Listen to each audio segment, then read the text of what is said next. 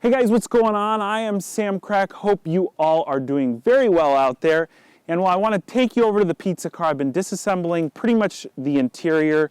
I've got that whole drink container holder thing completely out of the car. I've got most of the spare parts out of the car. I want to show you some of the magic underneath all of that stuff. But really, I thought of a lot of different ideas while I was disassembling it, and I want to get your opinion on it. So here, let me take you over to the pizza car now and show you exactly what I'm talking about. So the outside of the pizza car is pretty much unchanged from where we last left off. It's really the interior that has a lot of different stuff pulled from it. So here, the driver's seat, I've pulled it out completely. The passenger seat, well, that wasn't in the car from the get-go. There was a drink holder contraption here. Let me show you really quick. This thing right here, this is supposedly to hold your drinks, any pizza accessories, I think like sauces, all sorts of different stuff. So it does not rolling around, it's not lost with the order. But that sits, well, it sits right here. It's actually only bolted in by a few little things. Comes out fairly simple. And underneath this, which is really interesting, here's part of the SRS system, the seat belt right here. They've left this all plugged in and they just Velcroed it to the floor. Look, they didn't even attach it on this side so that it doesn't move around and that it's still all wired in. Here's our wiring here, zip tied up, as to not throw an airbag light on the dashboard. And we're going to talk about that in our upcoming video. And we're going to also replace all the seat belts and airbags and everything like that. So when we take a look in the back seat, you can see I did leave the warming box in place, obviously. That thing is really kind of a hassle to move. It was kind of in the way of actually moving the driver's seat.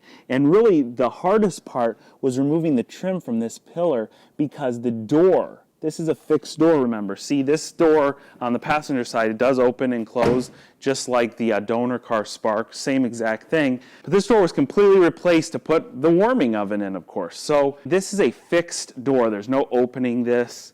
There's not really, I'm pretty sure the majority of this is a shell of a Spark door, and then you could see the overlay here where the black trim is. This was added into the window. We can go and look from this side and see kind of how that all works. We're going to talk more about the warming oven and how that works in a future video, but you can see back here I've got a couple spare parts. I took out most of the spare parts over here to make room while I was working on the car. When I'm working on cars, I like to take the parts that I'm disassembling and leave them inside the car so they don't get lost. These are here temporarily, and the barn is obviously a mess, so excuse that. Once I can get this car running and moving, I'm going to drive it out and clean everything up. So regarding the rear floor, this is actually a raised rear floor. Remember, this car is supposed to be able to carry 80 pizzas, and it's supposed to do so in a very functional fashion. So if we come and look over here, we can see where the floor goes. Up here, the seat would mount below this new added piece. I'm guessing that this was added by Roush.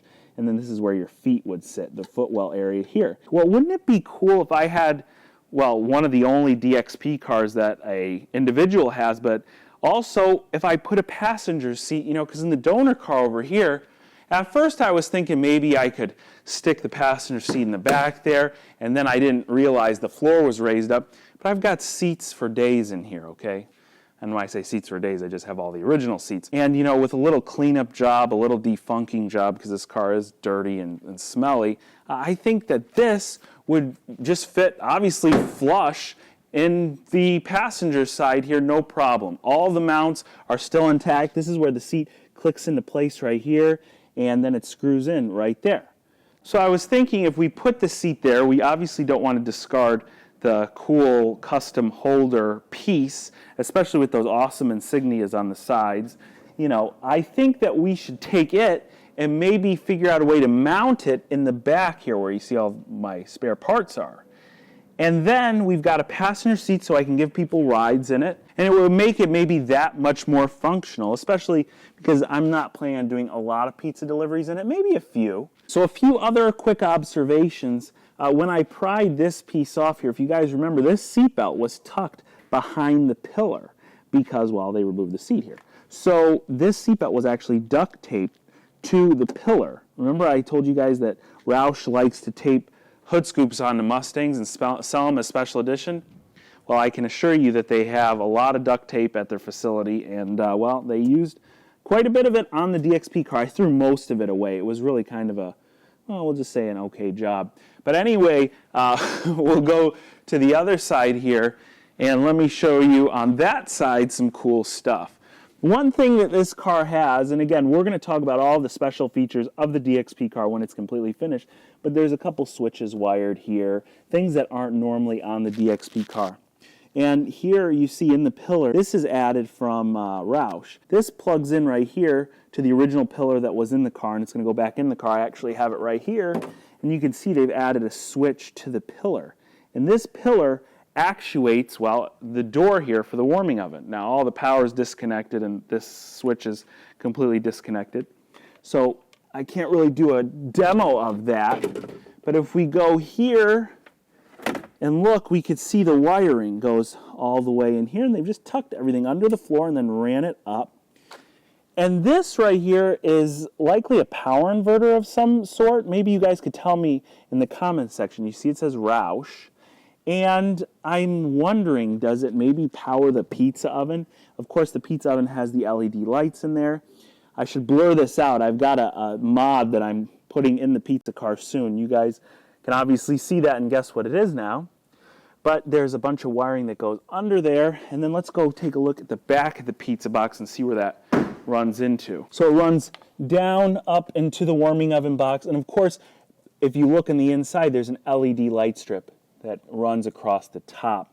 And that LED light strip runs 24/7. Whenever I've had the battery plugged in, it never ever shuts off. By the way, this paintbrush right here, I don't know what this is for, but this was left in the car.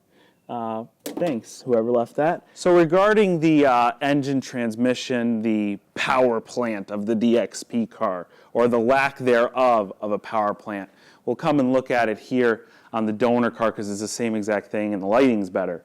A lot of people have said, you need to turbo the pizza car, it'd be so cool, or supercharge it, or do a power adder, a nitrous, something.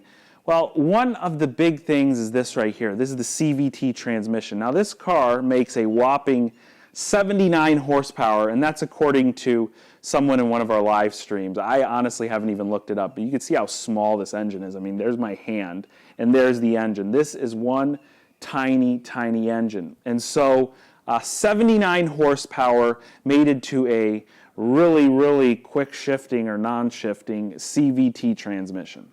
And that is a huge limiting factor. This transmission was made by a company called Jatco. They make a lot of the CVTs that go in Nissans and a lot of other cars that have CVTs. And this transmission, I think, is rated up to like 100 or 120 horsepower. So yeah, I think that if we were going to do any sort of engine modification of this car, which I don't think would be advantageous, I mean, look how small the engine compartment is here. I think it would be best left off to just do a complete engine swap. I'm pretty sure the Chevy Spark has a turbo engine choice, or you know, a Chevy Cobalt or something like a Cobalt SS, where you could just take the whole entire power plant, drop it in here, transmission and everything, and well, then you'd have a really, really awesome pizza car that would be a little bit of fun too. But I also do think that there is something about keeping this car original. A lot of people have talked about taking all these stickers off here. And this one is the neatest sticker. This is a high intensity reflective logo. When it's dark out and you shine a light on this, this really reflects. This is really awesome driving down the street when it's dark. And no, I haven't driven this car yet for obvious reasons, but this car in its original state, again, remember there's only like 150 of these cars, and pretty much all of them are going back to Roush and being disassembled when they're done. So I'm really wanting to keep most of it as original as possible. But of course, that doesn't mean we're not going to customize this pizza car a little bit. So I want to hear from you guys right now. First things, let me know what you think about adding a passenger seat to the DXP car. Do you think we should leave it as original, or do you think it'd be fun to put that there? I really think that we could make some great videos, give some people some great ride-alongs in the DXP car. You don't want to just hear me sitting in the driver's seat of the DXP car talking about the DXP car. That sounds like a terrible idea, but of course we want other people to check out and hang out in the DXP car. So I like the idea of the passenger seat.